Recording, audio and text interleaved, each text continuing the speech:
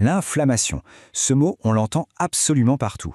On pense tout de suite à une blessure qui devient rouge, un peu douloureuse. Mais au fond, est-ce que c'est un signe que notre corps est en train de guérir ou est-ce que ça cache le début d'un problème bien plus grave? Allez, on va essayer de démêler tout ça ensemble.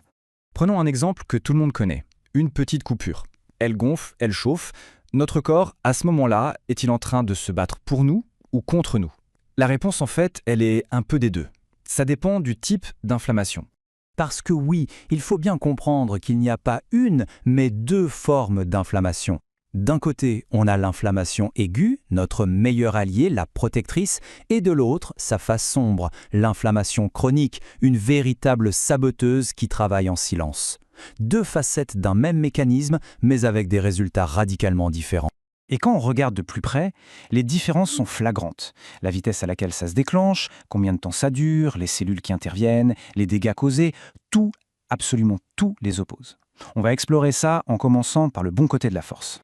Alors, l'inflammation aiguë, il faut la voir comme l'équipe d'intervention d'urgence de notre corps. Une réponse super rapide, très puissante et faite pour régler un problème et le régler vite. Et les stars de cette équipe d'urgence, qui sont-elles? Ce sont les neutrophiles. Imaginez-les un peu comme les pompiers de notre organisme. Dès que l'alarme sonne, une coupure, une infection, hop, ils sont les tout premiers sur place, prêts à éteindre l'incendie et à neutraliser n'importe quelle menace.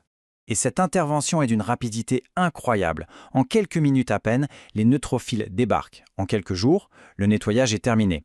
L'inflammation atteint son maximum, puis elle s'arrête aussi vite qu'elle a commencé pour laisser la place à la réparation.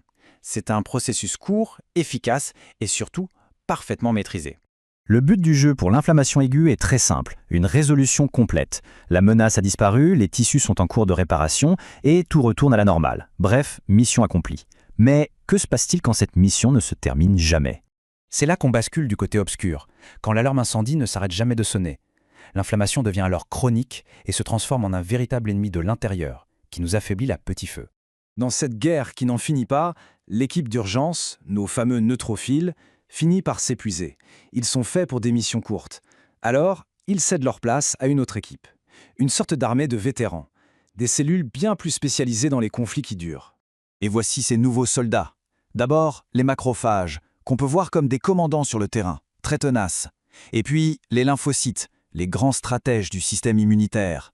Ensemble, ils sont redoutables, c'est sûr, mais leur présence prolongée sur le champ de bataille va causer d'énormes dégâts collatéraux. Et le vrai piège, il est là. Ces cellules se stimulent en permanence les unes les autres. Les macrophages activent les lymphocytes, et que font les lymphocytes en retour? Eh bien, ils activent encore plus les macrophages. Ça crée une boucle infernale, un cercle vicieux. C'est un moteur d'inflammation qui s'auto-alimente et qui ne peut tout simplement plus s'arrêter. Le contraste est vraiment saisissant. D'un côté, on a une inflammation qui mène à la guérison, à la réparation. De l'autre, une inflammation qui ne conduit qu'à une seule chose, la destruction lente et progressive de nos tissus. Voilà toute la dualité de ce processus. Voyons maintenant plus en détail les conséquences bien réelles de ce combat interne qui n'en finit plus. Qu'est-ce qui arrive quand nos propres défenses se mettent à causer des dommages irréparables? Le mot-clé ici, c'est la fibrose. Pour essayer de réparer sans cesse les dégâts, le corps se met à produire du tissu cicatriciel en très grande quantité.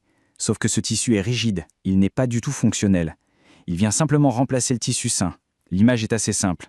C'est comme si on enlevait le moteur d'une voiture pour le remplacer par un bloc de béton. Ça comble le trou, oui, mais l'organe, lui, ne fonctionne plus. Et le point qui est vraiment crucial à comprendre, c'est que cette inflammation chronique, qui est souvent silencieuse, de bas grade comme on dit, est maintenant reconnue comme l'un des principaux déclencheurs de beaucoup de nos maladies modernes. C'est une menace invisible, mais avec des conséquences, elles, bien visibles. Et la liste de ces maladies fait un peu froid dans le dos. L'athérosclérose, qui va boucher nos artères, le diabète de type 2, et même certaines maladies neurodégénératives comme la maladie d'Alzheimer.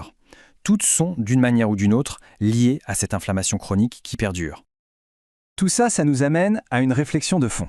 Si notre alimentation, notre stress, notre sommeil, bref, si notre mode de vie peut nourrir cette inflammation chronique, alors ça veut dire que chacun de nos choix quotidiens a un impact. La question n'est donc peut-être plus seulement de savoir comment on éteint l'incendie une fois qu'il est là, mais plutôt comment on fait pour éviter qu'il ne se déclare.